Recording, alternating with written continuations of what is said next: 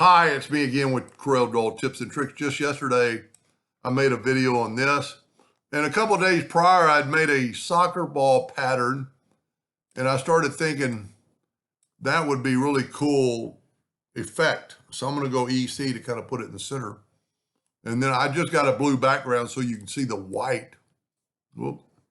And I'm going to select both of them. And you can see we got two objects selected. And go to intersect, and then you have a soccer ball initials.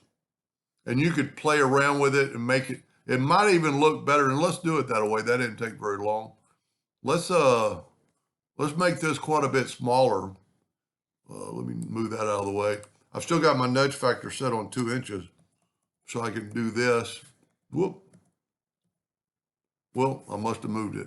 So, or I made it smaller, but snap to works pretty good in this case. I'm going to grab this now and Control G, Control D, and just take one of the points and put it on the point there. Make sure it snaps to so it'll look good. Now we've got quite a bit more, so we can group those together. Control G, holding down the Shift key so it'll grow from the center. And then I'm going to put this on top. Now I'm not quite big enough, so I'm going to make this a little bit bigger. Then I'm going to select both of them, and I'm going to go CE, which put it in the center. But that's going to work.